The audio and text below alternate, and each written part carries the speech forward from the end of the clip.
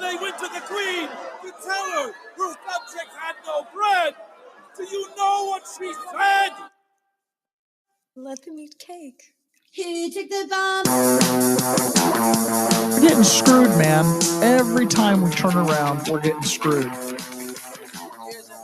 Oh, the revolution's going to be through podcasting for sure. That's the only way we talk. It's the little guys that take the brunt of everything. It's got to stop. Peasants, man. We're just peasants. Every one of us. You watch those old movies, you see the peasants in the background with the kings and queens walking around. We're those people. We're those people.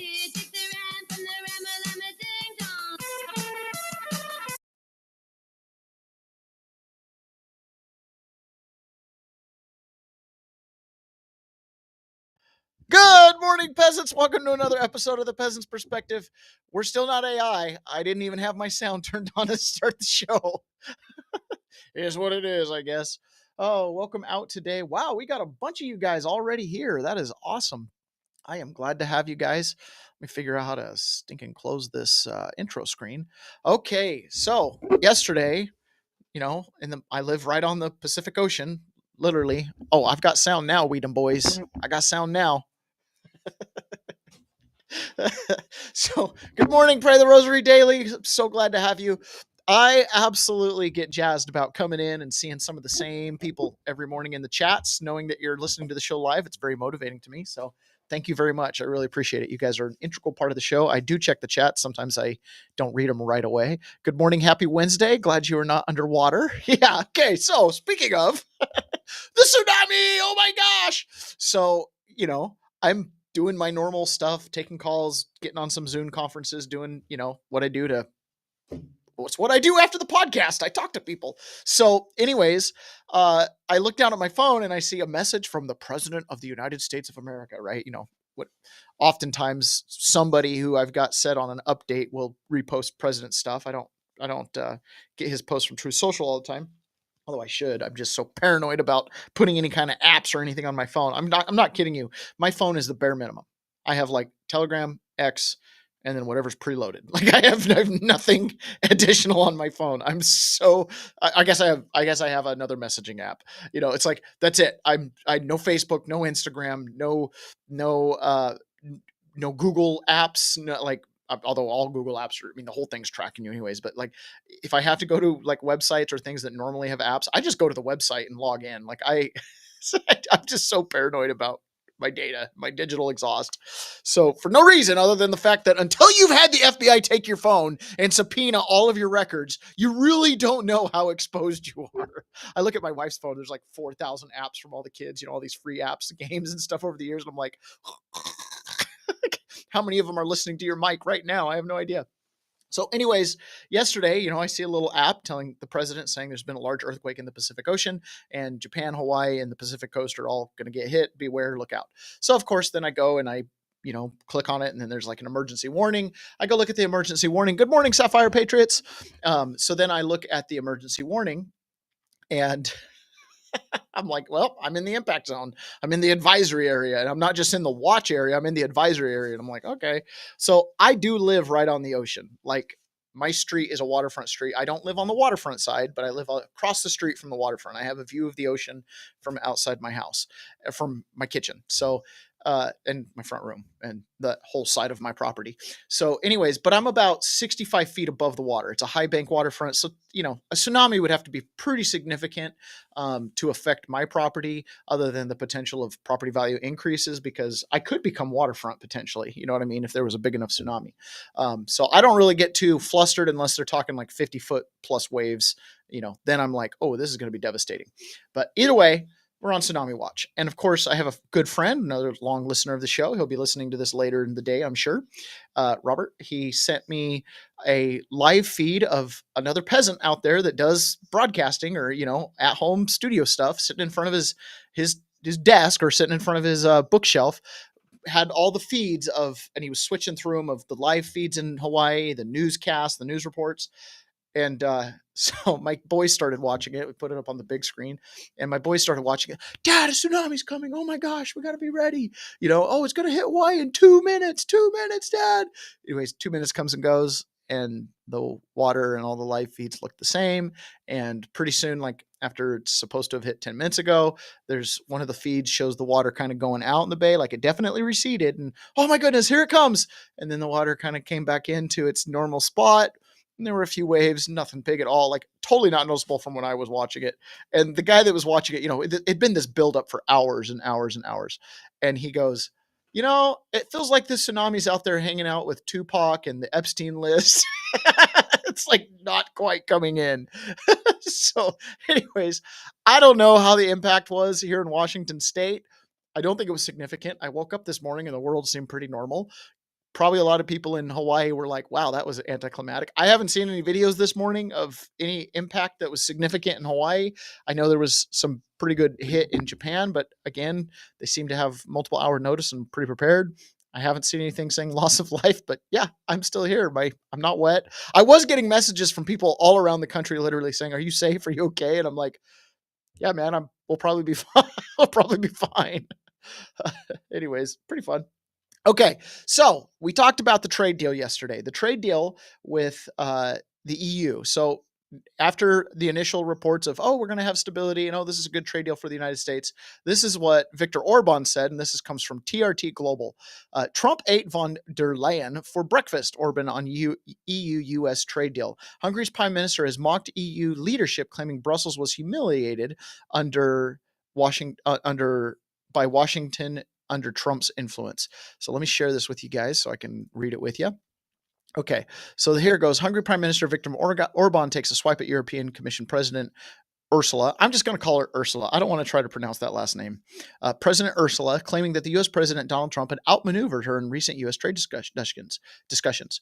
Trump ate von der Leyen for breakfast. Of course, then they just use the last name. Von der Leyen for breakfast, Orban said on Monday, using sharp language to characterize what he described as a one-sided outcome in Washington's favor. The comment followed the announcement of a trade framework between the European Union and the United States, which Orban criticized as overly favorable to U.S. interests. He added that the outcome fell short compared to a similar deal Washington recently reached with the UK. The agreement announced on Sunday will see the U.S. impose a 15% import tariff on most EU goods, half of the threatened rate of 30%. The bloc will also invest $600 billion in the U.S. and purchase $700 billion in American energy and military equipment. It was not a deal that President Donald Trump made with Ursula. The U.S. president is a heavyweight negotiator, and the Madam President is a featherweight, Orban said. The American agreement with the UK is much better than this. The European agreement is worse than the English one. Therefore, it will be difficult to claim it as a success later on. The Hungarian minister, Peter Schiff, echoed Orban's criticism, saying developments underscored the need for new leadership in Brussels. Submissive diplomacy. The Hungarian leader, who has long aligned himself with Trump, often clashes with EU leadership, which made the remarks during a domestic political event, where he reiterated opposition to the deeper EU integration and called the Commission submissive diplomacy. So anyways, the EU and US have been working to stabilize the trade relations after years of friction under the Trump administration, including disputes over tariffs and subsidies. Orban's comments suggest that Trump's return to the global stage, even unofficially, is already reshaping the political rhetoric. So this is what J.D. Vance had to say talking about the Europeans. So yesterday, and if our good listener Carlito gets on here, he said, we know that J.D. Vance doesn't like the Europeans. Well, here he's talking about Europe. He's talking about the connection between the United States and Europe. So let's take a listen. I really believe that we have a great deal in common with Europe. And I'm not, yes, the Europeans annoy me sometimes. And yes, I disagree with them on certain issues. But we have to remember that is the cradle of Western civilization. The entire idea of Christian civilization that led to the founding of the United States of America, that was formed in Europe. The cultural bonds, the religious bonds, these things are going to last beyond political disagreements. But I think that Europe, and frankly, I would have said this about America a year ago, but Europe is at risk, I think, of engaging in civilizational suicide. They are unable to or unwilling, too many countries, to control their borders. You see them starting to push back against that, and good. That's a good thing.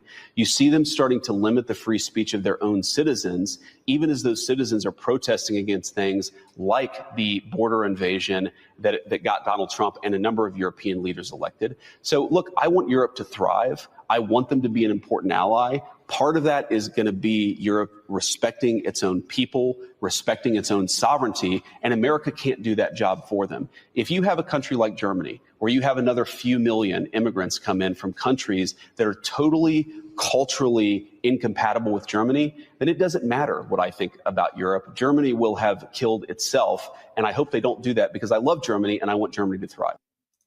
It's fair enough. We love Germany, want Germany to thrive. We love all of Europe. We love the whole world. We want it all to thrive, right? We want to all be our better selves and live better lives. I love it. We have strong connections to Europe. Clearly, hello, white skin, blue eyes. Somebody in my family came from Europe, I think.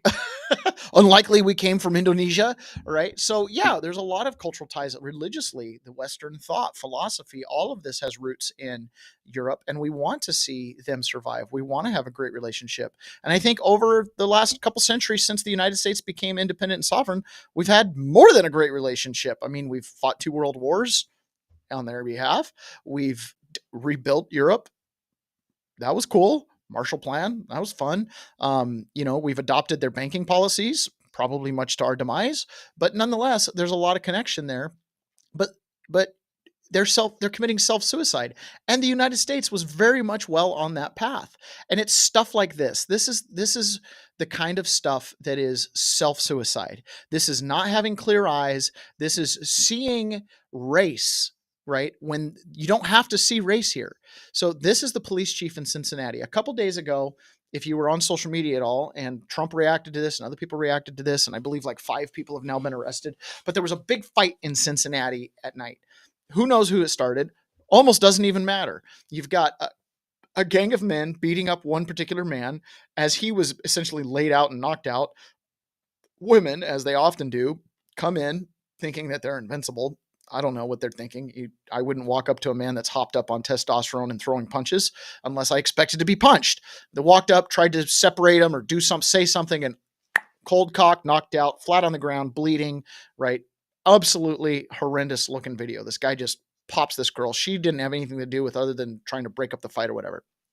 So here is the police chief of Cincinnati talking about this and talking about how the videos are misrepresented and viral. And let's just listen to it. It's 2 minutes. It's almost painful to listen to, but this is your country. Like, there are people that listen to this show that live in Cincinnati or in the suburbs around it. I know that, right? These are the people that are in charge of law enforcement in your area.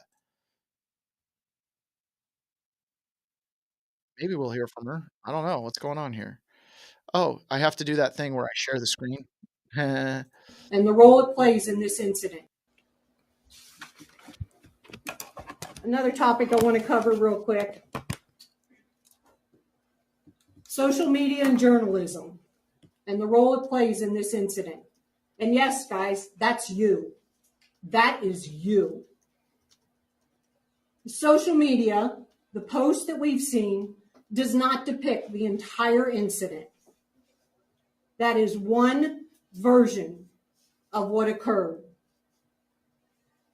At times, social media and mainstream media and their commentaries are a misrepresentation of the circumstances surrounding any given event. Okay, so a lot of the commentary, especially on social media, is centered around race because the attackers were primarily African American, black, whatever they want to be called. At this point, it's like you're just American with a different melanin count, right? Isn't that like the whole thing? Can we go back to pre-Obama era where we don't divide ourselves up like that? You have a bunch of thugs beating up on somebody. It almost doesn't matter what the person says. See, here's the thing in the United States of America. Sticks and stones can break your bones, but words will never hurt you. It's that simple, right? You're supposed to be able to take swear words, accusations, allegations. If your words incite violence, as in you tell someone to hurt someone or something like that, yeah, that's a little bit different. But you should be able to make any kind of derogatory statement right to someone's face anytime you want, right? The person who's guilty, and this is something that you learn really clear in prison, because trust me, if they could prosecute someone for saying mean words in prison, they would. You have freedom of speech, even when you're in prison. You can be derogatory to someone. You can call someone's mother out. You can say the most mean things. In fact, in prison, there are certain phrases that you say that will get you beat up. If you call someone a punk, right, that's calling them a very nasty thing. If you call someone a B word, that's a very nasty thing in prison. Those words can get you killed. But guess what? The person who throws the first punch is the guilty party. I've watched fights in prison that were brutal fights that were finished by the person that was violent and aggressive. They were finished by that person, but because they didn't throw the first punch, right? And on camera, someone else went or pushed, and you have a right to finish the fight. Now, you don't have a right to start the fight, but you have a right to finish the fight. So I guess we don't know the origination. Maybe she's referring to that, but it turns out there's more camera angles. Social media got a lot of camera angles of this, and the aggressors were the aggressors. If I'm wrong, I'll eat my words, but that's everything I saw. What that does, that causes us some difficulties in thoroughly investigating the activity. And why? Why are you paying attention to social media commentary? What do the videos show you? That's primary evidence. So I don't understand why you're even concerned about the commentary, Miss Police Officer. I thought you, of all people, understood the right to free speech and the right to commentary and the right to, frankly, say stupid things online. Why are you paying attention to commentary and not just straight up paying attention to the videos themselves? enforcing the law. Because what happens, that social media post and your coverage of it distorts the content of what actually happened. No, it doesn't. Because what happened, and you have a video of it. Again, now you're playing to politics. Well, we'd like to hold these people accountable, but because there's so much race animus around it, we can't hold them accountable. What are you talking about? Of course you can. Of course you can. And it makes our job more difficult. Go ahead, right here. Thank you. 2 questions. Where were the nearest officers? In the central business section. They were working. They were both in vehicles. And like I said, they had to maneuver through the traffic. Okay, so you didn't have people on duty where the partying was happening. You had them in the central business district, which was probably closed for business. Oh, so they were basically parked in an alley eating donuts. I just have to assume. I mean, if they weren't able to respond, the 2 officers in Cincinnati were in the business district instead of the area where there was nightlife happening.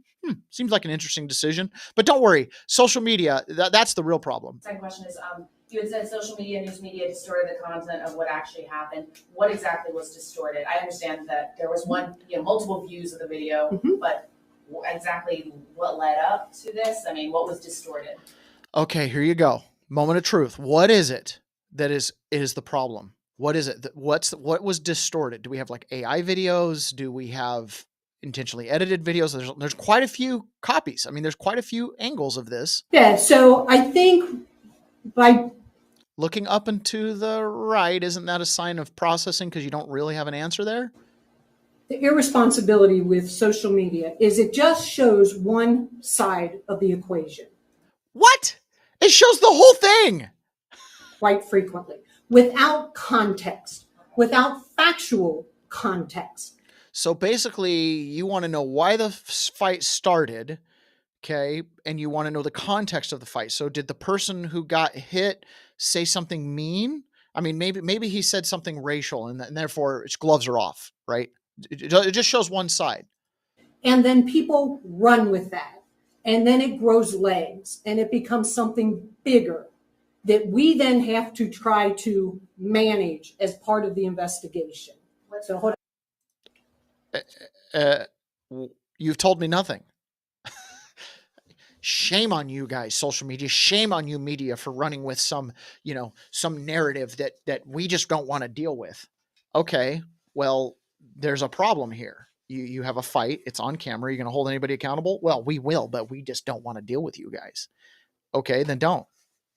You don't have to enter the public sphere. Just take care of the law, charge some people and let's move on with our business and we'll forget about it. Right. But as far as like this cultural war and stuff like that, like you have no business. Here's a fight, deal with it. The fact that you're like balking at this and saying it makes our job harder. Why? Because there's calls for accountability? Is it because people are calling the station being like, hey, have you arrested these people? Whatever it is, this is a police chief. The police chief should simply say, you have the right to free speech, but you don't have the right to throw a punch. Whoever started the fight will be held accountable. Okay, great. And by the way, it's always inappropriate to hit a woman who hasn't hit you.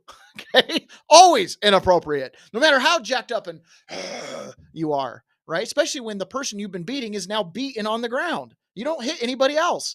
Again, I understand passion of the moment on the part of the person doing the punching, but at the same time, that's why he gets to go to jail. And trust me, I went to jail for not punching anybody. Okay, and they called it an assault. So hello, hold him accountable. Based on what I saw there, if you'd have done that activity on January 6th, you'd probably be in for, 20, 25, maybe 50 years, something like that. I mean, who knows? These are our leaders, right? Kowtowing. That blows me away. Let's check up here. We've got Grammy. Ooh, you look like a new name. When did police? Oh, amazing. I had no idea. My eyes were lying to me. I should listen more to more lesbo police officers. I'm not making any accusations or claim about her sexuality. I just assume she's sex neutral. I just assume all public figures are asexual. I don't try to attribute any sexuality to them. Judge them by their fruits. That's enough. That's enough. And it's not good. Let's see what else we got here. He did say something racial. Still no excuse. Yeah, of course. Again, no excuse. And my experience through prison is I always described it as a microcosm of the world, right? You've got an entire world ecosystem here.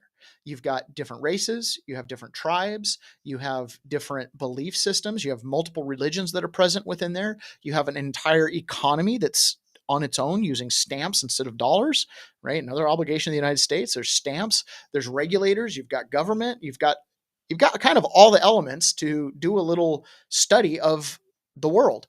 And when I was a Boy Scout and I took the environmental science degree, merit badge, one of the things that we did was we put together a little ecosystem, right? You put the stuff in there and you can watch the rain get made and the bugs eat things, and it kind of creates its own little ecosystem in a little aquarium. And that's what prison was. It was like all of life and all the cycles of life and everything was right there in the prison. And one of the things I noticed was white guys are not the most racist people. That's what I noticed. Yeah, really, truly, not the most racist people. Not at all. Not even close. Even when given permission to be fully racist, still not as racist as some of the other races. And they'll remain nameless. But, there's only a couple others.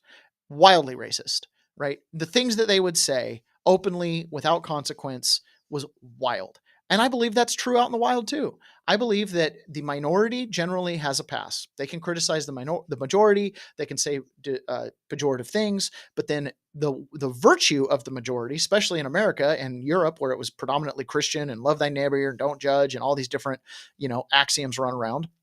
And so they weaponize that and they go, well, I can say a mean thing to you, but you can't say a mean thing back to me. Therein is the hypocrisy. Can't be that way. Either nobody says mean things or we all just sticks and stones will break my bones, words will never hurt me. And that's a better world to live in, by the way. Sticks and stones will break my bones and words will never hurt me. When you're not offended by words and you deal with action and deeds, it's a better world to be in, for sure. So moving on here, let me see.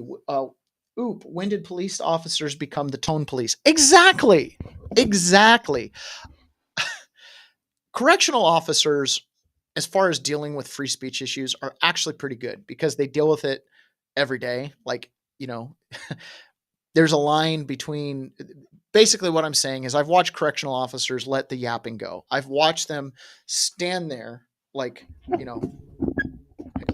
here's the correctional officer and here's two yapping people. And they're like a foot away from the people's faces that are standing inches away from each other, just, and they're just listening to the most vile things being said. And sometimes they get looped in too. And they're just like, they don't say anything. And they're just watching. And they're just waiting for a punch or a push or a shove or contact or someone to spit. You know what I mean? And they just sit there. Yes, they have no role in policing tone or the words that are said. If there's incitement of violence and action happens, they have a role. But for the most part, they're looking for contact. And that's really how it should be. Again, it's the weakness of people when they can't walk away. That to me is more weakness than anything. Okay, so moving on. Do you guys remember when when Donald Trump met with Justin Trudeau and started talking about making Canada the 51st state? Well, Marco Rubio explains that. But before I play this, let's play Pray to Rosalie. People who were fighting were not checking their social media at the time. So it was not impacting the event. True. Right. And the police, in my opinion, should be pretty easy at just gathering the videos and watching what it says. I'm sure there was some surveillance footage and stuff like that. But again, even if the person said a racial slur, it doesn't justify knocking a woman out cold on the street. Sorry. Okay. So this is Marco Rubio talking about Canada becoming the 51st state. I love the extra context we get. Hot mic moment, Canada's prime minister said that absorbing Canada is a real thing. I got to be honest with you. I get a little excited thinking about absorbing Canada as a 51st state or Greenland or anything. I like the idea of American expansion. I like the idea of manifest destiny. I really do. I really like it a lot. So I would love to see Canada become a 51st state, get rid of the whole monarchy thing because, I don't sing Long Live the King. Let's just put it that way, right? So I love the idea of that. And I love the idea of expanding our natural resources, going all the way up to the Arctic Circle, having direct access to the Arctic Circle like that. I love it. Is it a real thing? Yeah, look, you know how that came about? President's meeting with Trudeau, and Trudeau says, well, if you even out our trade relationship, then we will cease to exist as a country. At which point the president responded very logically, and that is, well, if you can't exist without cheating in trade, then you should become a state. That was his observation. That's how it started. It is how it started. And I think he's told the story publicly. And that's how all this began. Look, Canada's our friend. Canada's our neighbor. Canada's our partner. But it goes back to the point I made. For decades, the United States allowed uneven trade imbalances to develop. During the Cold War, you know why we did it? We did it because we felt like we want countries to be strong economically, even if it means they're cheating, because we don't want them to fall. Do you see that virtue? Even if they're cheating, we'll allow it because we have a bigger picture. That's a very benevolent nation. That's a very benevolent nation. A nation that wins a war and then doesn't occupy and allows sovereignty to return to the point to where we have to negotiate trade deals with Germany. Germany shouldn't even be a country.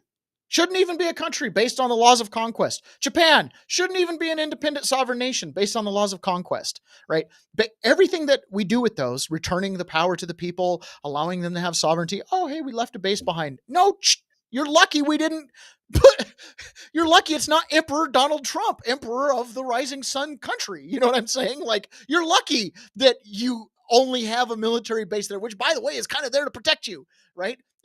It's not just to keep you from doing it all again. Same thing. It's like, what virtue to drain our resources to help a conquest country just to turn it over to them again so they can charge us tariffs and have bad trade deals and make fun of us and try to undermine us at every corner? Yeah, that's a pretty benevolent country. Victim to some internal Marxist coup that overturns their government or what have you. Those days are gone. These are rich, developed economies. And ultimately, who can argue against the fact that whatever they charge us, we should charge them? Whatever they prohibit, if they don't allow American companies to do it, we should not allow their companies to do it here. American banks can't even operate in Canada. So there has to be reciprocity here. We can continue to work together on all kinds of things, but whether it's Canada, Mexico, China, anybody else, when it comes to economics and trade, there has to be reciprocity, there has to be fairness. And who would argue, how can anybody argue against that? The days where we just allow countries to take advantage of us, that has to end. That's not good for the global order. That leads to imbalances that create friction points. I think that very much, right? Part of the reason why I think the European got such a bad trade deal is because they're weak. They're dealing with internal issues. They've had mass migration, if not, probably worse than we have. Okay. They've had mass migration. They've had unemployment that's been high in most of the EU countries for a lot longer than it should have been. They have unbelievable entitlement packages, and they don't have a high enough tax rate to support it. So they rely on trade imbalances to make up for their deficits. They rely on deficit spending to make up for their relationships. They rely on currency manipulation to make up for their deficits. All of that factors in. They're in a very weak position. So now you get a bad trade deal. Saw we send better people to Brussels, which, anybody who looks at that goes, it's not a representative government at all. They're weak. They're weak because they don't connect to their people. They're weak because their policies hurt people, right? And America was definitely marching down that path. We were becoming weak. Donald Trump, I very much visualize this. He's puffed up. It's like a peacock, right? You're just a small little bird, and all of a sudden you're like, look at my feathers. I'm so big. That's what Trump's doing. He's coming in. America's great. Joe Biden, horrible, bad president, who's America great. But as soon as he takes over, he's puffing up, right? He's puffing up, and he's pushing back the enemies. He's making himself and the administration and this nation much bigger than it really is. Now, that being said, we're still a behemoth, right? I mean, we are the largest economy. We have the buying power. We are the federal, the world reserve as far as currency. All transactions settle in dollars, right? These are privileges, and they were earned. They were bought with blood. Those privileges were, okay? And so, but Trump is taking every leverage. He's projecting into the future what we will be to do that, and Europe couldn't do it. Europe has no future. None. No future. Tell me what the future of Albania looks like. Eventually, Albania will just be absorbed into, some Central European district. What's the future of Netherlands? None. It's eroding right before your eyes. Its sovereignty, its culture, its identity. Conor McGregor, running for president of Ireland, says Ireland's on the verge of losing its Irishness. Go watch the videos of Brussels. Now, I'm sure out in the countryside, everything's looking great. Still very much Ireland. And those are the people that are going to be the backbone that are going to try to have to restore it. But every video I see, and it's not like I've gone and done some deep tours in Europe, but you can see they're losing whatever it meant to be that. You're seeing streets full of people that don't match the surrounding, people that don't care about, the big thing is the beaches. You see the garbage everywhere. When I was growing up, it was like every young teenage boy just wanted to go to a Swedish beach and, see the Swedish women. And now, I don't know, there's so much garbage on those beaches. It's doesn't look like a tourist stop to me. It's not attracting me, right? Maybe the beaches are clean. Maybe those are just bad weekends when there's lots of trash. Well, those pictures are going viral. There shouldn't be any weekends with the beach full of trash. It's the way I see it. I walk around our beaches here and I don't ever see them fill up with trash, not even for a day. Might see a piece of trash every now and then, but it's not a common occurrence because we have a certain culture here and we maintain it. Where I live, we don't have a lot of different cultures mixing around. It's all one kind of, culture that all grew up with the litter bug program. So we don't litter. Okay. Sapphire Patriot said this. She said, Taylor has been to third world places. So yes, just so this audience knows, I spent 4 years growing up living in Japan. My dad was in the Air Force. We lived in Japan. So all of my first memories as a child are in Japan. I saw the streets. I've been to Tokyo. We lived on the Yokota Air Force Base, and then we lived off base in an apartment complex. My entire worldview and, existence starts in Japan. I'm an American boy in Japan. My dad's in the military. Patriotism was in our blood. Service to country, leaving home to defend the empire. It's in my blood. I grew up my whole life wanting to join the military, and my dad always like, be an officer. Okay.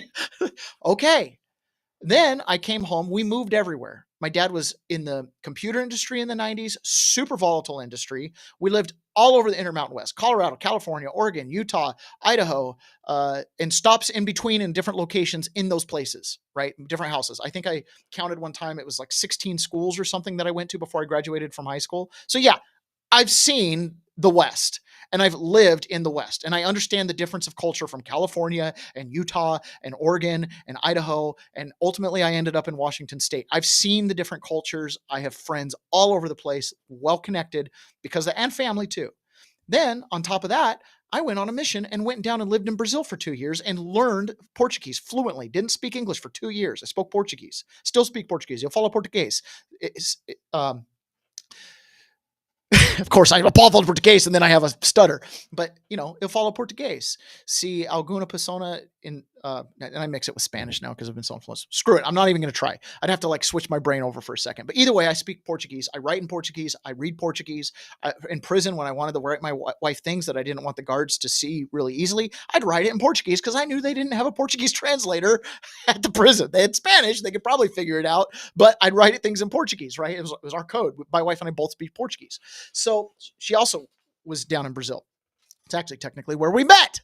In Brazil. Okay. So, and not only did I go to Brazil, down to Sao Paulo and spend some time down there in their big city, but then I also went up into the Northeast into a town called Maceió in the state of Alagoas and in a town called Aracaju in the state of Sergipe, which are essentially the Alabama and the Mississippi of Brazil, but they're about the size of Connecticut and New Hampshire. They're tiny little states.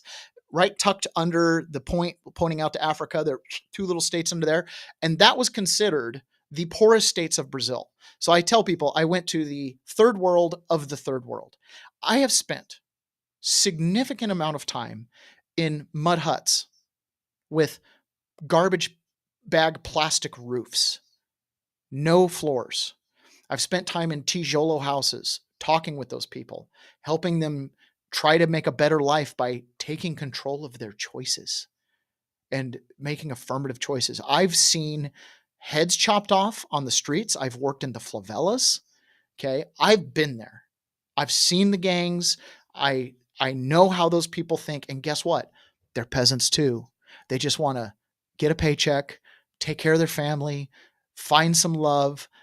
We're all humans, from Japan to the America to the poorest of the poor in Brazil. There's no aspiration beyond just getting to tomorrow and enjoying some moment. So yeah, when you say I've been to some third world places, and then on top of that, I went to prison. Okay. So yeah, sometimes I feel like I've walked through the underworld in a little bit.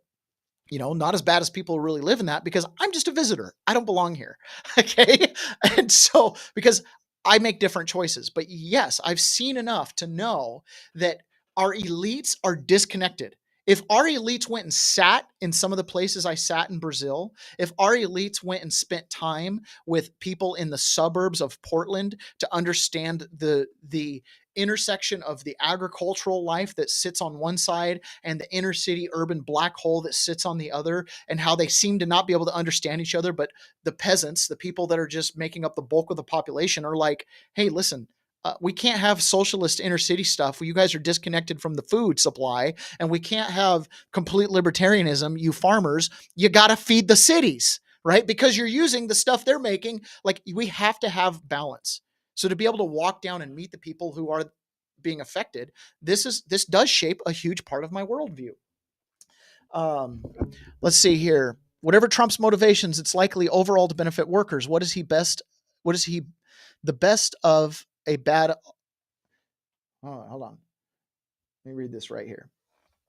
Whatever Trump's motivation, it is to the overall benefit of workers. Yes. What if he is the best of a bad lot? It is still better, right? Yeah. I've often described Trump as mafia, but he's like old school Italian mafia who like doesn't want to hurt kids and wants to protect women, right? Whereas you have this other mafia that has absolutely no problem hurting kids and going after people's families and stuff. He's the dawn of a different mafia that's like, wow, I got to clean that up. Which, by the way, is something I saw a lot in Brazil. You would see the cartels clean up the riffraff. So like I lived in this one city called Cidade Universitario because there was a university that was nearby. It was the area that I was working in was about a 2 square mile city, sort of. It was literally a 2 square mile city. It was laid out on a grid. It was completely flat. So it was like up on this little plateau plain. And it was Cidade Universitario. All dirt roads, okay? But the houses were pretty, like, I shouldn't say pretty nice. Pretty nice is on a scale. Like here, you'd think they were absolute dives, but they were constructed houses. They were not mud houses and stuff like these. Were actual constructed houses with tijolo brick, and then they'd put plaster, so the wall would look normal, that kind of thing. All bright colors everywhere because it's Latin, bright colors. But this area, when I first got there, there were parts of this 2 square mile area where we didn't like to go at night, and I was near the equator, so night was like 5:30 p.m. on. Like it was completely pitch black, somewhere between 5 and 6 p.m. every night the whole time I was there. Here in Washington, we'll go from getting dark at like 4 p.m. to getting dark at 11 p.m. Not there. so close to the equator, days are consistently 12 hours. So when we'd walk through those areas, I'd take my wallet, I'd take a camera out of my bag, I'd put them in my socks, right? Because we were going to get mugged. We knew we were going to get mugged. It was a lot of riffraff. Like if we had to walk through those areas in the dark, we were very cautious. We'd like walk in the middle of the street so we couldn't be, pulled up on by people in alleys and things like that. That was where I saw. So started out there, or I was in Cidade Universitario, and one day we went into the house for dinner, came out, so it was dark, and we're walking up the street. We're like 10 doors down from my house, like our front door. And we crossed a main street, and then we were walking, and there was a pastelaria, right? It makes pastels, which is a big Brazilian, it's a deep fried hot pocket, basically. It's pastelaria. Passed by the pastelaria, and there's a guy walking towards me like this, right? He's wearing a ball cap, and he's just dressed normal. Nothing unusual about it. And as a missionary, I'm like about to be like, can I share a message with you about Jesus Christ? I'm about to do the whole like street contact thing. And all of a sudden, this guy comes out and puts a gun in his face and blows his head out. It just blows his head out like 10 feet from me. Ah! Right? Guy drops down, and then instantly, right as the guy hits the ground, it starts raining really hard. Now the blood is going out into the Padaleri Pipero, which is like the cobblestone that was there. And it's like, it was like, okay. So we kind of hang out, and I'm like, talk to my companion. I'm like, we're probably going to make a police statement or something. Like we just witnessed this. Like we saw the whole thing. Like, holy cow. I'm surprised I wasn't shaking that guy's hand right when it happened, because I was in my mind going to go make contact with him. Police show up. They pull out this cookie sheet thing that's 6 feet long and like 12 inches wide. And the crowd of people that after the gunshot kill people, and then when there's no further gunshots, people collapse in and they want to like surround the body. It's like this weirdest hive of bees things. Wasn't the first time I saw it. I saw it happen in that same area about 300 feet away in a little park a couple weeks later. So anyways, turns out the police come and they take his body and they put it up on the cookie sheet and they put it into the little, the paddy wagon, slide it in there, close the doors, and drive off. No caution tape, no investigation, no asking if there was witnesses. They just take the body and drive off. It was like, what? Turns out, guy was a cop. He was off duty, but he's corrupt. He was facilitating riffraff, marijuana dealers in that little area. And so the cartel put a hit out on him. And they let the police know that they were going to be putting a hit on this dirty cop because he's promoting the riffraff. And you know what? The police station was cool with it because, hey, if you can get rid of all the low-level drug dealers, it makes us look good. And so for the next 2 weeks, there was like 40-something murders in this 2-square-mile area. Every day, multiple people shot. No bystanders, all coordinated hits. Nobody had phones in their house. There was like a payphone. So people would get, the payphone would ring and anybody close by would answer it. And they'd be like, hey, go get Ronaldo in the blue house. And you'd look around for the blue house. This is why the houses, I think, were multicolored, because that was basically your address. The blue house near that payphone. Go get Ronaldo. Okay. This is normal. This is normal practice. Everybody shares a payphone, right? That's the number you give out. You call the payphone and ask for the blue house. So the guy comes out of the blue house and shot right when he picks up the phone receiver, right? One shot. This was happening, phones, drive-bys, but it was all targeted, and they cleaned up the riffraff. Like those areas that I didn't like to walk through at night, suddenly I could walk through just fine. There were like families sitting out in front of their houses, like having drinks at night, no big deal because they cleaned up all the riffraff. The cartel did that. Not the cops. The cops just stepped back and let the cartel clean in. The cops should have been going after the cartel, but of course they're bought off. I've seen it. I don't want that here in America. I just want the cops to always do their job. I want the cops to go after the bad guys. So, all right, let's see here. Life is about balance from the chats. Grammy, I don't know who that is. Whites are not the most racist. No, go visit third world country. Yeah, I just shared with that. Taylor's been to third world places. I also agree for sure. Life is about balance. What if Canada was swapped out with California? It might be a good deal for the U.S. No, because California is like the fourth largest economy. I mean, we just need to fix the culture. That's all. Might be a good deal, like the thought. Sapphire Patriot says, whatever Trump's motivation is to be an overall benefit to the workers. Read that. No one is a perfect person. John Atakis. And you turned out so strong and well, even with your experiences and challenges you face. We all face challenges, right? We all face challenges. Let's be fair. Elites have never understood the average man. We are not on their radar. I think there's something to that. I think there's something to that. There's a real connection with the ground. I think, sometimes the elites, they spend too much time gardening and not enough time farming, and there's a difference. Fact. Oh, Taylor, thank you. While many Christians based Westerners values life, it is not a common value for many cultures. Yep, it can be normal. Okay, so let's continue on here. That's my long story about Brazil. And yeah, I've seen the third world. I know what can happen. In fact, that is one of the reasons. It's one of the behind the scenes motivations I have is we could devolve. Just because the streets are clean today doesn't mean they'll be clean tomorrow. Just Brazil had multiple currency collapses. I talked to people about what it was like when they switched from one currency to another. In fact, they'd pull out of their drawer wads of money of the old currency that was useless. Right? They'd be like, yeah, this is what our old currency. Take a couple bills for souvenirs. And I brought home a whole bunch of like old currencies that are no longer in circulation. That's a concept that is foreign to me because the dollar's the dollar and it will always be the dollar. Turns out that's not necessarily always the case. Okay. And every time they had a currency slip over, first of all, it was preceded by massive inflation. So they couldn't afford anything and their savings were depleted. Their buying power went to nothing. The government paid off all of its debts and then they'd switch the currency and they'd get screwed because they didn't have, the exchange rate wasn't equivalent to the buying power. It's a cycle. And this happens. Like it can happen here too. Don't think for 1 second if the BRICS don't start offering a reserve option for international trade settlement that you could see the same thing happening to the dollar. We could have a complete collapse. Okay, so I support Canada being the 51st state. And there's other good things that have been happening. Again, Trump is doing so much good behind the scenes. You know that big, beautiful bill that was criticized because it did too much spending?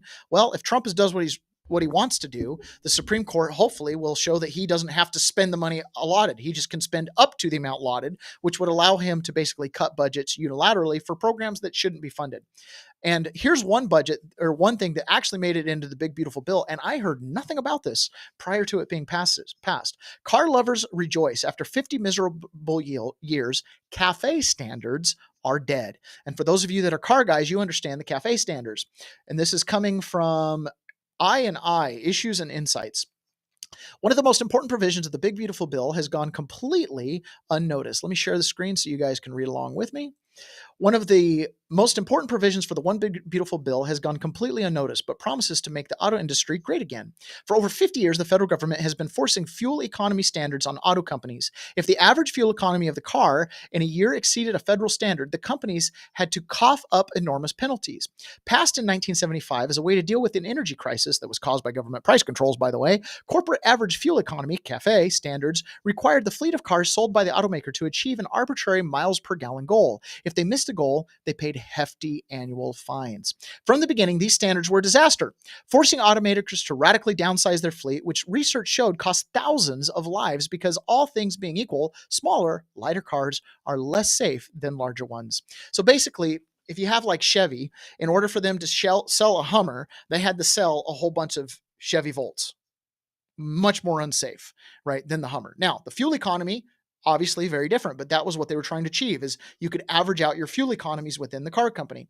This created obviously a bunch of crappy cars on the low end to compensate for nice cars on the high end that are also being restrained. I know for a fact diesel trucks get way less gas mileage than they could if they took off a lot of that nonsense emission standards. In fact, I owned a truck that we took off the emission standards and we got 8 or 9 more miles to the gallon. Okay, we were getting 28 miles to the gallon on a Cummins 3500. That's getting better than my friend's late model Honda Civic or Honda Accord, right? We were getting better mileage in a big jacked up truck without the exhaust stuff. And you know what? I don't think that the pollution made one lick of freaking difference. Okay. All right. That truck's gone now. Please don't come after me, EPA. Go chase someone else down. So that is one of the things that would happen. The standards were ratcheted up after years, and while it distorted the car market to meet them, automakers had to sell more small cars than consumers wanted to buy, which meant heavily discounting them and then making the cost up by jacking up prices on the bigger vehicles most buyers wanted or needed. So we were paying a premium for the Suburban. Car makers routinely paid exorbitant fines to meet the standards. Last year, Chrysler had to write a check to Uncle Sam for more than $190 million. Gosh, how many cars is that? That's a lot of cars. That's a lot of cars. And you want to talk about tariffs being a tax? That's a tax. That's actually a tax. And that adds to the cost basis of the car company, which means all of their cars are going to have an allotment of that $190 million. Clearly. Duh. So all the tariffs are bad, people. Take it and shove it, man. Everything you charge beyond production is a tax. And because the government sought higher standards for passenger vehicles than light trucks, the industry responded by killing station wagons and replacing them with gas-hogging minivans and SUVs. Now you see where they're manipulating the market through taxation. Yes. So Grammy says the BB means is by no means perfect. It is full of political compromises that needed to include it for it to pass. Unfortunately, that is politics. Yes. But when you see little things like this is a pretty big deal. I'm excited to see how this shapes out, right? What's going to happen? Are they going to bring the Hummer back? I would love for them to bring the Hummer back. Throw a diesel engine in that thing. We are golden. Love it. Okay. I got a little love story with the Hummer. It's helped set the trajectory of my life. Never owned one, but I had a friend who did, and it changed my perspective on everything. I told that story yesterday in one of the 1776 live events. So that's a good thing that comes out of the big, beautiful bill. And again, it's the conglomeration of all these little changes, rewriting the economic model to support entrepreneurship, freedom, and natural supply and demand stuff. Okay, natural supply and demand. This is a clip, and the beginning of this comes from Joe Rogan. So I'm going to go ahead and skip forward because anytime we play Joe Rogan, I get some type of strike. So I'm just going to pretend like Joe Rogan at the beginning isn't here. And he's just saying, listen to this guy talking. And this is talking about taxation. And again, as an American, if you know our country's history, this should ring very true. Go from fighting a revolution over a 2% tax on a breakfast beverage to what we pay today. We're taxed on money when we receive it, when we spend it, when we keep it, when we invest it, and even when we die with it. We commute to work to make that money in a car that is taxed again to register on roads we're already taxed to build, fueled by gas that is taxed even further, and through tolls that tax you again to maintain bridges and highways and tunnels that already have billions of taxpayer dollars allocated to them, and they're still falling apart. Then when you get to your office that is taxed to exist, in a corporation that is also taxed to do business, that almost certainly requires permits, which are another tax, you are paid a paycheck that the corporation must match another payroll tax on top of what they have to pay you. Then you go to a home of which you are taxed to own that we bought with money that the government already taxed us on. Oh, by the way, the more money you make and the more you pay in taxes warrants the government taking more and even higher percentages of your money. Holy. That's the system that's set up. That's the system that was set up by the elites who don't make anything. The elites don't make anything but rules and regulations. When I was in DC, it was like as I'm walking down the National Mall, you could almost hear the suction sound of money being sucked in exchange for rules and regulations. That's all you're getting for it. You're not buying trinkets from Washington, D.C. They don't make anything, right? There's no factories there. You're either a lawyer, a lobbyist, a politician, or you're a doorman, or you're flipping burgers in DC. Those are the two things. You got you want to talk about stratification of society? Go spend some time in the District of Columbia. Every single person in the service industry is a minority. All the construction workers, brown. All the doormen, security guards, black. All the people at the restaurant taking your order, minority, mostly immigrants. You want to pick up an Uber? They came from Africa, right? But go to a law firm, all white people, except for the diversity hire over in the corner. She satisfied the DEI requirements, because, they were looking at a mirror and they're going, we don't hire enough brown people. Yeah. What do you, and you want to project that out into the hinterlands? Out here in Washington state, we're a non-Civil War state. We never had segregation, at least not like the big historical multi-generational segregation.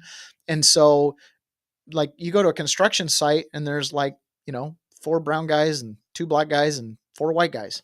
It's a pretty normal makeup mix. I mean, it's, one day it's mariachi music, the next day it's country, and the next day it's some hip hop, and nobody complains. It's totally integrated. Okay. You just work, you work hard, you make your money. Out in the West Coast, it's a much more relaxed environment. If you got a black guy and he's a good attorney, he's probably got a good shot at a good job. It's merit-based. Over there in DC, in that swamp from DC all the way up to New York, it's like a huge sea of people, blown away at the population density up there. Still doesn't even touch Japan or Sao Paulo, but nonetheless, you got a really significant population density. It's a stratified society. Oh, that's a black neighborhood. I dare you to find a black neighborhood in Washington state. There's not whole black neighborhoods. They don't exist. Never existed. But you go there and you can literally drive, go, oh, this is a black neighborhood. Okay, this is a white neighborhood, right? You can tell it's stratified. It's segregated. the remnants of that have, I don't know why it's still happening, but I think it has a lot to do with some of the policies. You can get rid of redlining, but all that does is acknowledge acknowledge a problem. Anyways, it's pretty fascinating. Okay. Yep. Taxation is slavery. No doubt about that. Okay. So Trump also said this. He's pushing Chuck Grassley. Trump's trying to get his nominees into office. He's got judges as well as cabinet officials that have not been nominated. So Trump, in a rare move, came out kind of against Chuck Grassley, challenged his manhood. Chuck Grassley, who I got reelected. Now, I got to be honest with you. This first statement here, Chuck Grassley is a workhorse. Chuck Grassley visits all 99 counties in Iowa. If it's not 99, it's some close number close than that. He is a good retail politician, and he's become an institution in Iowa. I don't know about the power broking behind the scene, but Donald Trump said this. Chuck Grassley, who I got reelected to the U.S. Senate when he was down by a lot, I don't know about that. I'm going to question that one. In the great state of Iowa, could solve the blue slip problem. What's the blue slip problem? The blue slip problem is anytime there's a nominee and it's like a judge for a certain state, that state's senators are supposed to give the approval, whether the Republican or Democrat. So if it's a Republican majority appointing appointees in a Democrat state like Illinois or New York, then those Democrat senators are supposed to give the approval. So if it's a Republican, they're either going to be really squishy, or they're going to end up appointing a Democrat to that position, and vice versa. However, the Republicans are way worse at their veto vote, so to speak. They call it the blue slip. Problem we are having with respect to the appointment of highly qualified judges and U.S. attorneys. With a mere flick of the pen, Democrats like Schumer, Warren, Kaine, Booker, Schiff, and others, sleazebags all, have an ironclad stoppage of the great Republican candidates. Put simply, the President of the United States will never be permitted to appoint the person of his choice because of an ancient and probably unconstitutional custom. Look up custom in the dictionary, and it says a tradition that has now has force of law. If you have even one person in the opposite party serving in the U.S. Senate, she must give consent, thereby completely stopping the opposite party's nomination. The only way to beat this hoax is to appoint a Democrat or a weak, ineffective Republican. Therefore, I would never be able to appoint the great judges or U.S. attorneys in California, New York, New Jersey, Illinois, Virginia, and other places where there is, coincidentally, the highest levels of crime and corruption. The places where fantastic people are most needed. Senator Grassley must step up like crooked Joe Biden did when he openly broke at least 2 times the blue slip scam, and others have done over the years, and let our great Republican judges and attorneys be confirmed. He should do this immediately and not let the Democrats laugh at him and the Republican Party for being weak and ineffective. The Democrats have broken this ridiculous custom on us. It's time we break it on them. Chuck, I know you have the courage to do this. Do it. I hope he does. I think that is nonsense. I understand the Senate is supposed to be like a bulwark against rapid radical change, but it's also a bulwark against good change sometimes because they have these deep vested interests, and because they only run every 6 years, they make really bad votes in their first 1, 2, and 3 years, and then they kind of clean up in the 4th and 5th year, and then in the 6th year, they're like, I'm MAGA, I'm a man of the people. And it's like, where were you the last 5 years, man? So yeah, they should definitely override the blue slip thing. And Scott Dennings says this, and it's baffling to me why Republicans are even negotiating at all with the Democrats.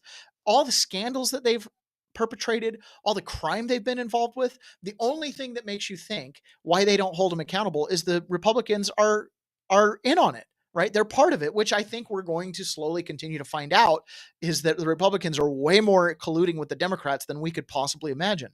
But here's what Scott Jennings poses on the PBD, bro. Democrats, because of the Biden presidency, because they lied about Joe Biden's condition, because they lied to the country about the inflationary impacts of his policies, have dug themselves the deepest hole they've ever been in the history of their party. That's number one. Number two, cultural radicalism.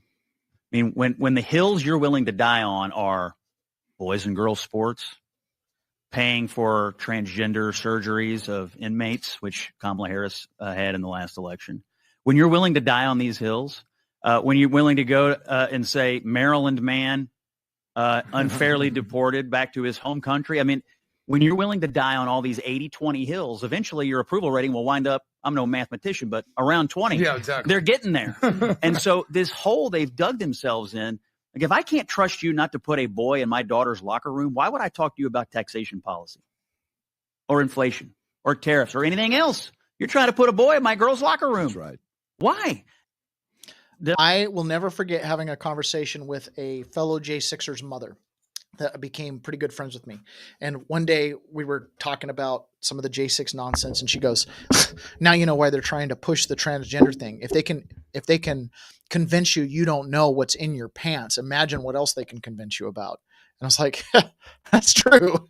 You know what I mean? If they can convince you that a man is a woman and a woman can be a man, what else are they going to be deceitful and deceptive on? Scott Jennings nails it here. He's like, we can't even talk about taxation. You're trying to put a boy in the girls' locker room. That should be the position of Chuck Grassley and everyone else. But you're nonsense. Like, you're irrelevant to me. If you're even touching those subjects affirmatively and trying to push, DEI and all those things, you're irrelevant. You're dead. You're done. You have no public voice. There's no majority behind you. Make that front and center, put that up, put their shame in their faces. Let the world know this guy has no authority to talk about taxation. He's trying to put a girl in the boys' locker room. Until he can resolve that, we don't have a conversation beyond that. That's the most devastating thing we can imagine to society. As a society, we could actually probably survive 100% tax rate. We could survive total confiscation. You know why? Because the family will prevail. The family will prevail. Give us a generation. Give us two. The peasants will reunite. This has been a tale as old as time. This is why the people are sovereign. This is why the people overthrew monarchy. This is why the people destroyed the Soviet Union. Because the peasants always win. Get with the program, elites. There's way more of us than you. Your only solution is to take us all out. And then guess what? You become the peasants. And the cycle starts all over again. So get with the program here. We will win. We can survive any policy decision. The one thing we can't survive is the deterioration and destruction of the family, which is the hill that the peasants will die on. We're not going to talk to you about anything else if you're trying to destroy the nuclear family. And peasants should become highly aware of any policies that do that. Okay? Any policies that take parental rights away, any policies that limit a child's ability to lay claim upon their parents for their sustenance and support has to be analyzed with the most critical of lenses. So we're going to move on from that. But again, the people who are trying to put girls in men's locker room have been trying to say that Trump's economic policies are bad. But yet these are the kind of things that are happening. Again, Trump's only been in office, 6.5 months, almost 7 months. CNBC doesn't like Trump. Private company hiring bounced back with 104,000 increase in July, ADP says. The hiring of private companies rebounded at a stronger than expected pace in July, indicating the labor market is holding its ground, ADP reported. Payrolls rose by a seasonally adjusted 104,000 for the month, reversing a loss of 23,000 in June, and topping the Dow Jones forecast for economies for an increase of 64,000. The June number was revised up from the initially reported loss of 33,000. What? So for 4 years under Joe Biden, we adjusted all the numbers down after they were released, but now they release a low number and they're adjusting it up? What are we doing here, folks? These reporting institutions clearly are playing politics, trying to get a headline saying there's job losses. Turns out it was a net gain. Whereas Biden, they reported over almost 1 million jobs that were earned and revised it down like 840,000 jobs over the course of the 4 years. And then at the end of his presidency, we found out every single net gained job was to an illegal immigrant. 100%. There were less American citizens working at the end of Joe Biden's term than there were when he began. All of the job growth was in the illegal alien market. All of it. So as those people get deported, Americans are picking up those jobs and in spades. So that's one thing. Then you've got another article also coming from CNBC. And again, this was echoed in other places like Financial Times and whatever. U.S. economy grew at 3% rate in Q2, a better than expected pace, even as Trump's tariffs hit. That's interesting how that works, right? Tiffany and Carlito, we just filed complaints with the VA because they asked our pronouns and we applied our GI Bill education benefits. I think that's great. You need to forward that to Harmeet Dillon. Just literally send it to her office and address it to Harmeet Dillon as a complaint. Make sure she gets a copy of that complaint. Don't just run it through the VA. It'll get suppressed as it climbs its ladder. They'll send you some letter saying, ooh, it was just a policy. Get it to Harmeet Dillon. She'll come in and take action. She's totally on the hunt for anything DEI. So make sure you do that. Tiffany and Carlito.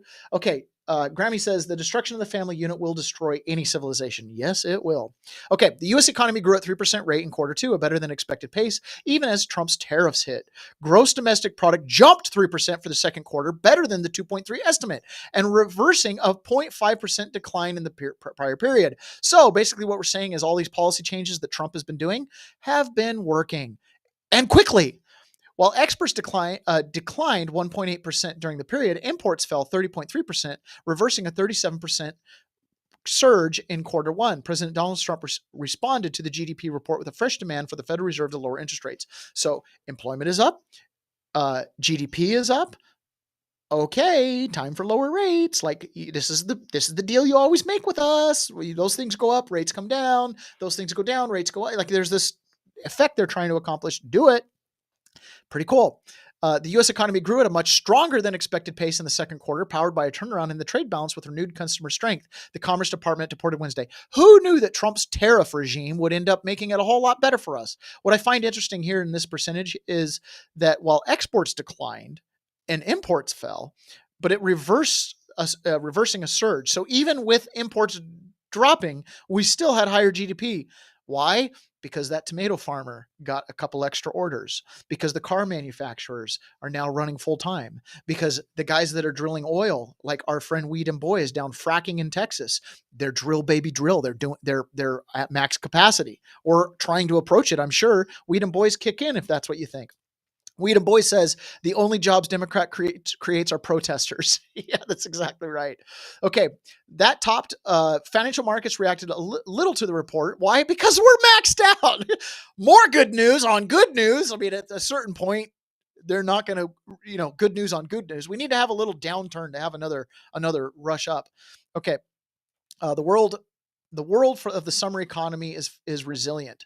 The word of the summer for the economy is resilient, said Heather Long, chief economist of Navy Federal Credit Union. The consumer is hanging in there, but still on edge until the trade deals are done. Oh, that's a political statement right there. Because you know what? Most Americans don't consider the trade deals at all. The period reported Wednesday includes President Donald Trump's April 2nd Liberation Day tariff announcement. Imports had jumped in the first quarters as companies sought to get ahead of the announcement. Over the past months, Trump has been engaged in multiple rounds of saber-rattling and often intense negotiations with U.S. trading partners that have jangled nerves, but nonetheless coincided with a subdued but solid pace of economic growth. Yes, make America great again, baby. Get it coming. So Scott Bessent was asked, because he's been a hedge fund manager and done all the big stuff. Scott Bessent was asked if he were today investing, where would he invest? I thought his answer was great. You've been described as a global macro veteran and you run a hedge fund. In this moment, where would you put your money if you were still running one? United States of America. You've been described as a... There should be a mic drop right there. Wow! Where would you put your money? United States of America. I remember when Scott Bessent came in, right when he started, he gave a speech and he's like, look, the United States has come out on top through every crisis. You had the dot-com burst right before 9/11. Then you had 9/11 and that crash that happened after that. And then you had the Great Recession on the tails of that.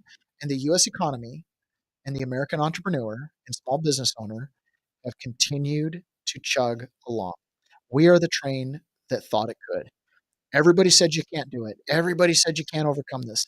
In fact, I would propose that there was an intentional effort to bring down the U.S. economy and to create the global order, et cetera, all the nonsense we talk about with World Economic Forum and stuff like that. I think there was a concerted effort. According to Catherine Austin Fitts, it was more than a concerted effort. Might still be going on. But the American entrepreneur, the American businessman, the peasant won't be stopped because our priorities are straight. You know what I have to do? I have to feed my family. And you know what that means? Production. Most Americans don't have their hand out. That's the truth. It's a minority of Americans that have their hand out that are asking for a free ride. Most Americans will get up and they'll figure out what it takes to make it work. It's just the peasant's way of life. It's been that way forever. Doesn't matter where you're at. You got to get up and you got to take care of that which was created by God and cannot be undone by man. And that's the family. Even if you get divorced and you're no longer with baby mama, baby daddy, whatever it is, you still have a joint obligation to those children. And anytime that's interfered with, it causes a lot of problem. And good, decent people want to extend a helping hand to the widows, the widowers, and the orphans. right? We want to. So that's great, but it's based in the strength of the family that you're able to do that. Again, it's the peasants, right? Not to make it too much on that end, but that's what it boils down to. That's what drives the American economy, is the freedom to live life as you choose. And the vast majority of people choose to live a pretty generalized nuclear family lifestyle because it brings a lot of happiness and fulfillment. The job is just a part of it. The American culture, the chase the dollar, it's to reinforce the family's greatness and to grow the family. If our politicians would understand that, we'd be much better off. You know, someone like Donald Trump, who puts his family name on his business. Why? So his kids inherit that name. They've already have it. He's made it great. Trump is synonymous with luxury. Trump is synonymous with greatness. And his children and his grandchildren that carry that name will inherit that legacy. We should be doing the same. Your name matters. It matters. It's what you pass on. You should seek for, wealth in its true sense, not a bunch of dollar bills, but true wealth to pass on. Put your name on it. I like it. Mark Mitchell from Rasmussen Reports posted this, and I thought this was really good. To keep power, Democrats unleashed a bioweapon, started a war, weaponized the federal law enforcement, enabled an invasion, trampled immigration law, co-opted all media, and arrested not only Donald Trump, but other political opponents. Republicans won't even consider changing procedural rules. And this is talking about Chuck Grassley, who should just straight up override the blue slip policy and get Trump's appointments in, right? That is something that is needed and quickly. Grammy says, a few years ago, the left said Javier Milei was crazy. Turns out his ideas have helped Argentina progress beyond expectations. The left has never had a good idea, in my humble opinion. If you can separate the team play, if you can separate the red, blue, right, left, Democrat, Republican dynamic, and see things for policies, there's a big uniparty, right? Saying the Democrats or the Republicans, there were Tulsi Gabbards in the Democrat Party. There were RFKs in the Democrat Party. And if you sit and listen to some of their social programs and things like that, they're based in well-intentioned. And if they ran the way that those people that are kind of center-left would propose, they'd probably work. The problem is, to get the program in, we end up adopting the actual function of it from the far left. Or to get a conservative to compromise, we end up with something that isn't accomplishing. Just see it for what it is. Just come up with your litmus test, see things for what they are. It's not team play, right? It's not always left and right. Donald Trump could have just as easily taken over the Democrat Party as he did the Republican Party.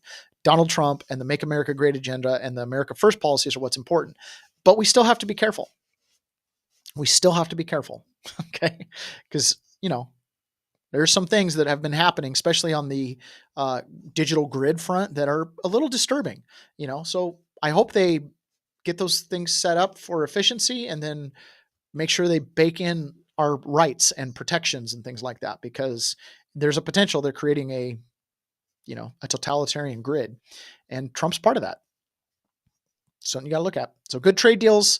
I think the more we have sovereignty, the more successful America is, the more capable we are to stand up. It's when we're weak. That we compromise. That's the difference. That's why Europe made a bad trade deal. They were weak. They had to get a trade deal. They had to compromise because they were weak. The United States is not weak yet. We can still manufacture our own stuff, have all of our own natural resources. We're good to go. And just so people remember, right, if you watch TV, you would have heard stuff like this from people like Adam Schiff over the last couple of years. Listen to the lies coming out of this man's mouth. Together a report that will set out for the country what evidence we have seen to date, what evidence we have seen in terms of the Russian hacking and dumping operation, what evidence we have seen in terms of the Russian social media campaign, their paid media campaign, and yes, the issue of collusion with the Trump campaign. There is significant evidence, much of it in the public domain on the internet. Issue of collusion. I think there's plenty of evidence of collusion or conspiracy in plain sight. But all I can tell you is, reviewing the evidence that I have, I don't think you can conclude that at all. Far from it. But you admit it's all you have right now is a circumstantial case. Actually, no, Chuck. Even Chuck Todd's trying to be like, but you don't have anything. I can tell you that the case is more than that. The only thing I can say is that it would be irresponsible for us not to get to the bottom of this.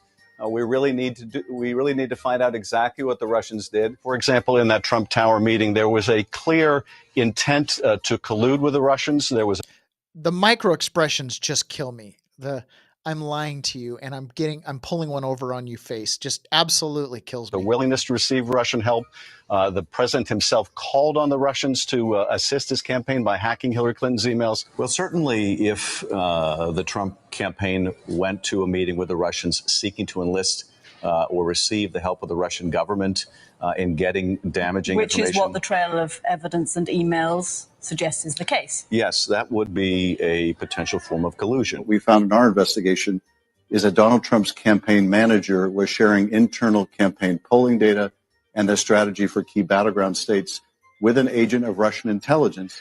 But then most pernicious, his use of his office, his abuse of his power to attempt to get an ally to help him cheat in the next election. So if that report is correct, this email disclosed to the Trump campaign the truth, that the Russian government had damaging information, that they wanted to help elect Donald Trump, and it put certainly the First Family on notice of all of these facts. The way I've described it is there is circumstantial evidence, certainly of collusion or coordination.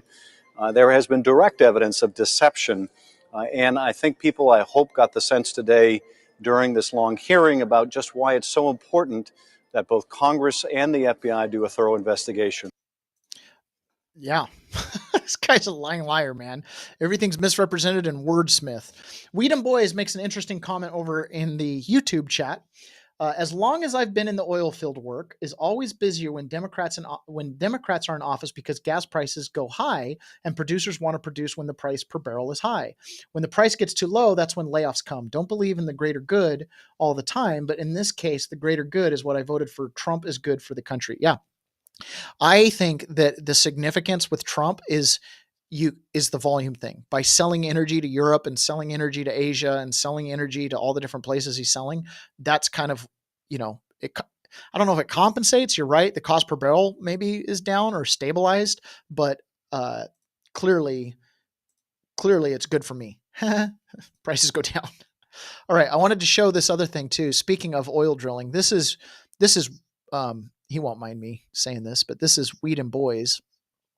This is what he does for a living. So let me pull this up here, but this is what he does for a living. Give me just a moment to get this screen share because I didn't have it. And of course I shared it on a bad screen. Let me go back here. I got a couple things I got to do to make this work. Okay. So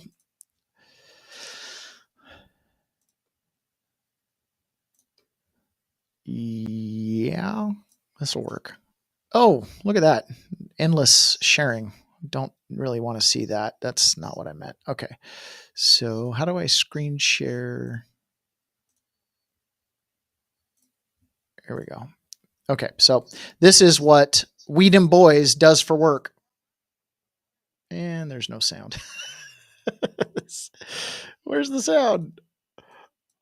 Okay. Well, this is fracking. He's showing the blender shown in my previous video mixes. The water enters the suction side of the fuel and ends up in pressurized lines, either 5 or 3 stroking plungers, then sent through the discharge side through the iron and down the well. So this is fracking. It's a pretty crazy setup. There's another video here he's got. Look at this. This is fracking. These are peasants, baby. These are guys that go to work hard. These are, I don't know, they call them roughnecks, rednecks, something like that. I mean, holy smokes. This is tough work. I love, dude, seeing all those rigs gets me jacked up. This is awesome. I love heavy equipment. Woo! Woo! Oh, big motors, big pumps. I love it. Anyways, wanted to share that with you guys. That's Weedham Boys. That's what he does every day. He listens to the show on his way out to the oil field. I love it. It's my favorite thing. Okay, so, and he was around for season 1 too. So this is a little parody video. I think it's kind of funny, but this is really the state of the world.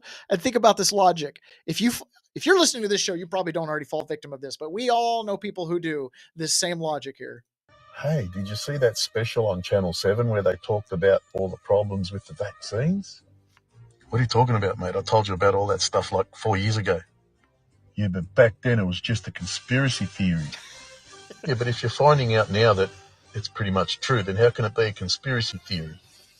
Well, back then it was just people talking about it, but now it's been on TV. So you only believe stuff if it's on TV. Is that what you're saying? Look, all I know is that those things were no good. I knew it 4 years ago, and I tried to tell you. Yeah, but they never said that on TV. Bro, you need to get rid of your TV once and for all. If I turn my TV off, then how am I going to find stuff out? Oh, you can just do your own research, eh? No, that's too hard. You just do your own research. Nah, it's too hard. How do I know it's true if it's not on TV? There's so many, the tell-lie vision, right? There's so many people that get stuck into that. Okay, generally speaking, blue-collar workers do the work while white-collar workers make the profits. There's something to that.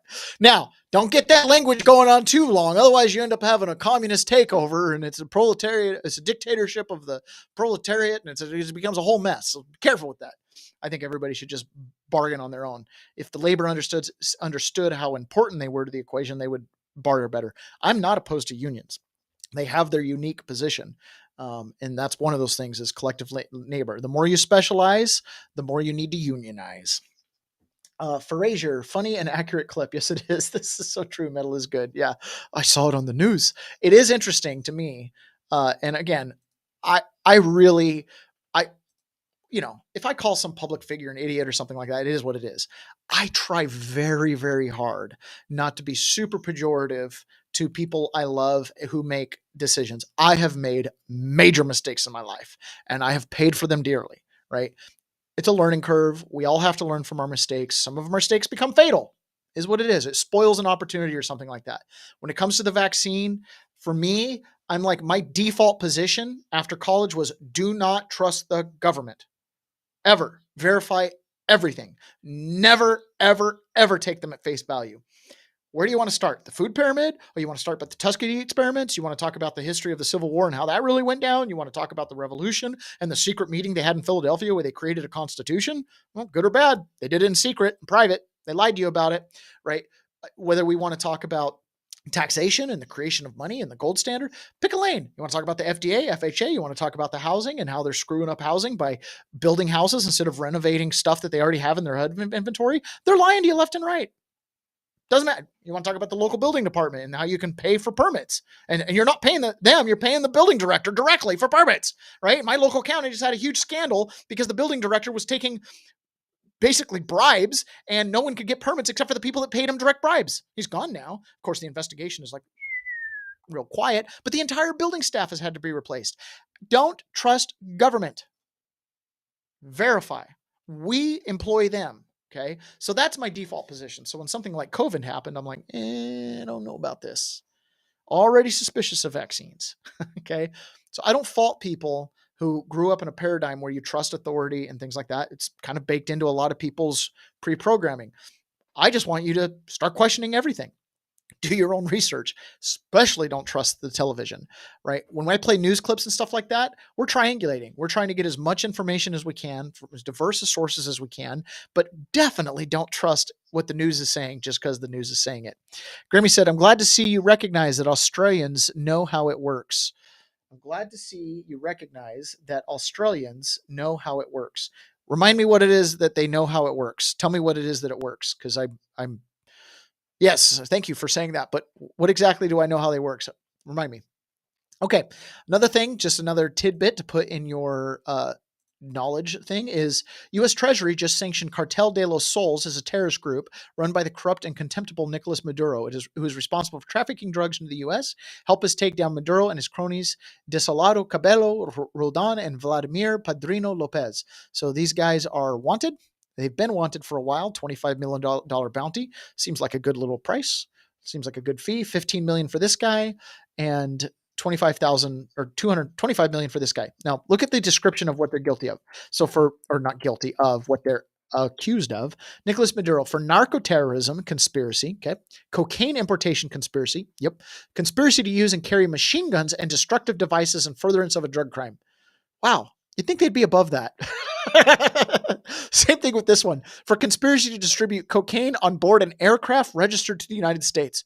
International narco-terrorist, designated a terrorist organization, but the charge that they're going to give them if they pick them up is conspiracy to distribute cocaine on board an aircraft registered to the United States. Interesting.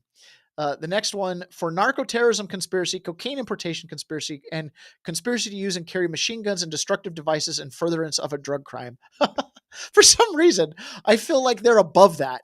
like you should go after them for like murder of millions of Americans through fentanyl or drugs or whatever, but instead it's like you carried a machine gun.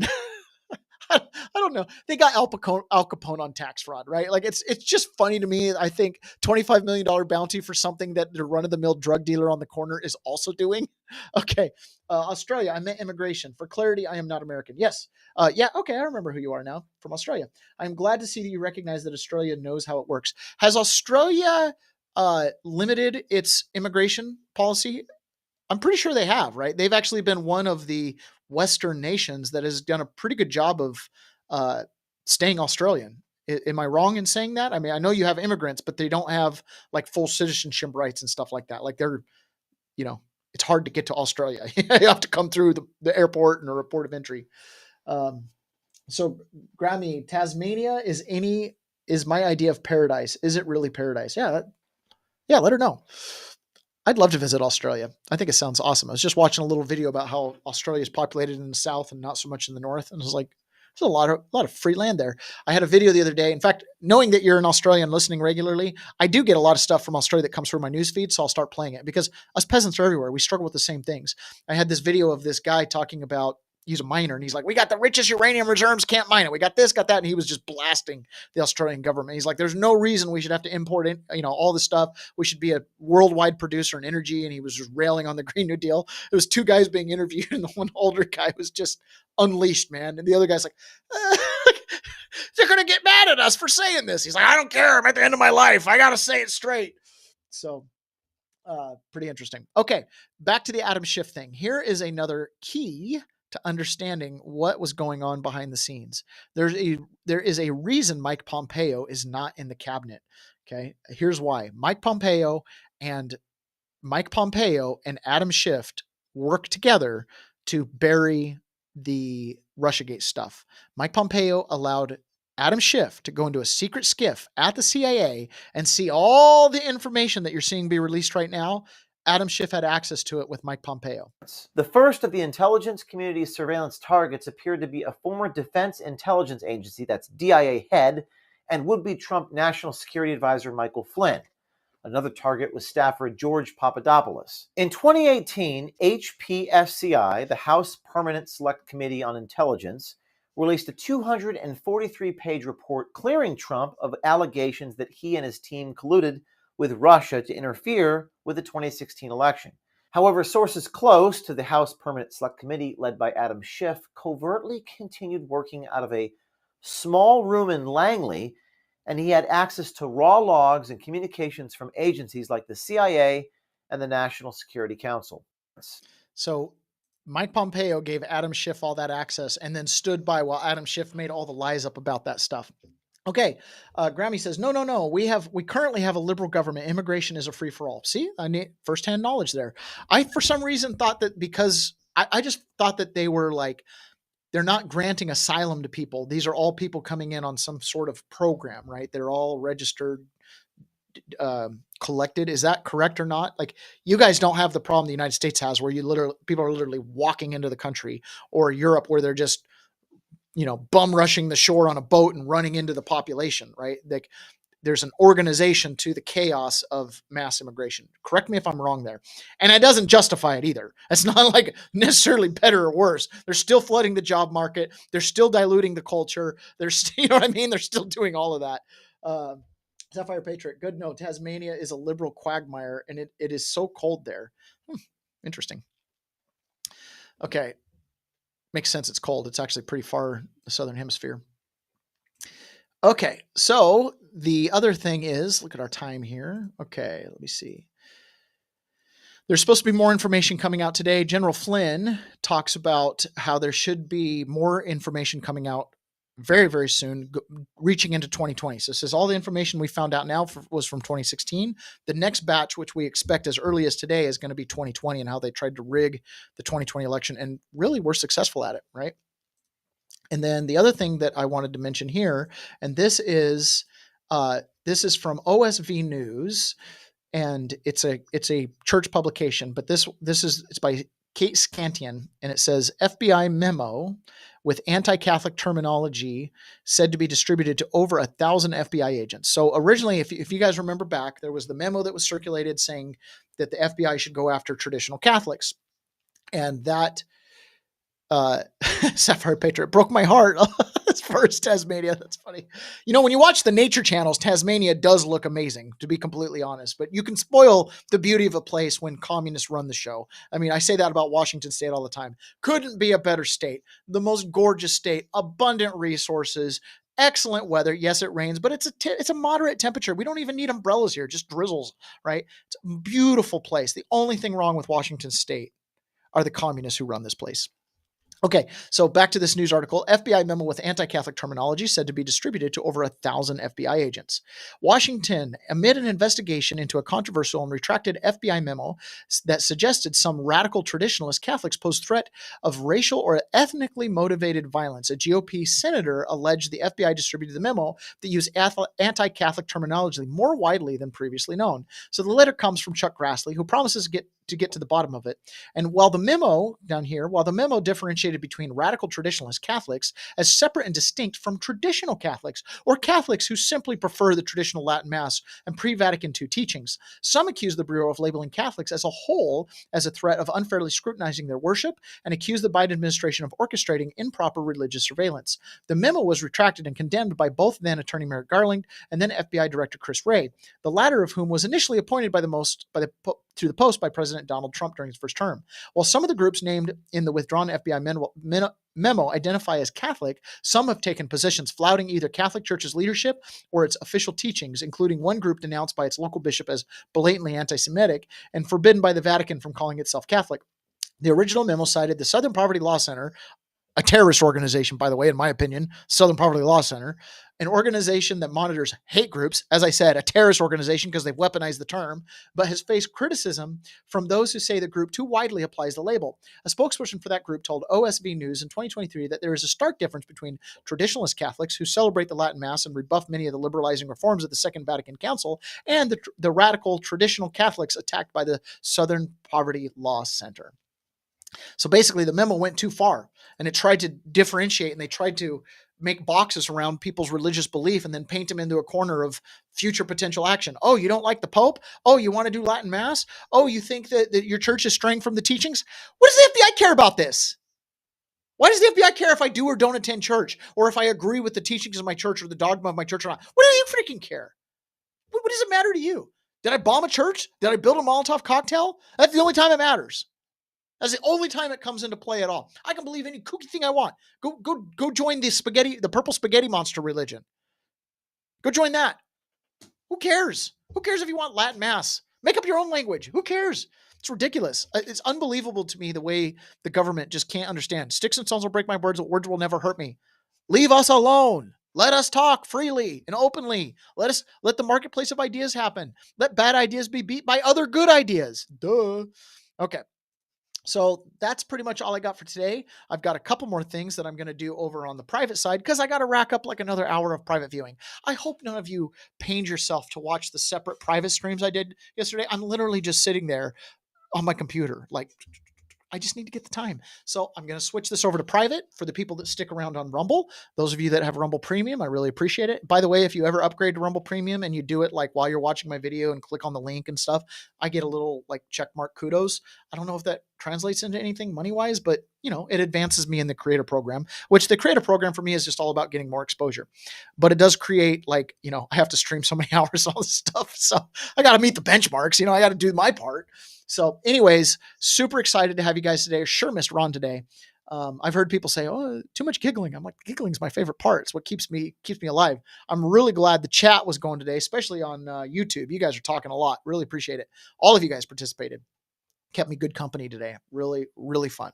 So unfortunately, the YouTube guys are going to end up going away. So if you can, jump over on Rumble if you have a premium account. For those of you that are on Rumble, if you have a premium account, I'm going to hit private here in just a second, and it'll just be us talking. And I've got 4 more little bits of information on the Federal Reserve, a statement about Julie Kelly from a James Clapper interview, Benny Johnson talking to General Flynn, and then the last thing is some Act Blue news. So we still got more going on over on the Rumble Premium side. I think this is what Rumble wants me to do, is like tease out the private side and get people to come over. You do what you want to do. It's all on the internet. There's nothing proprietary over there. It's just my opinion. All right. Talk to everyone that's not joining us in the private on Rumble Premium. We'll talk to you guys again tomorrow. And for everybody that can stick around, we'll see you in just a minute. Or I guess we just continue to see you. Anyways, talk to you guys again later. Bye. I got to update the stream. Takes a second. Yeah. Yeah, do it. What's going on here? Oh, I haven't been able to chat today. I've actually replied to a lot of stuff in the chat, but it wasn't letting me chat. And now it's not letting me update the stream, which really, I don't understand. Maybe we'll just end the stream overall and I'll come back and stream privately. What the heck?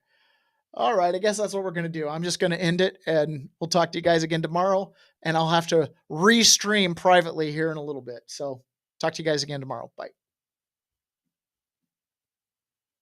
It won't even let me end the stream.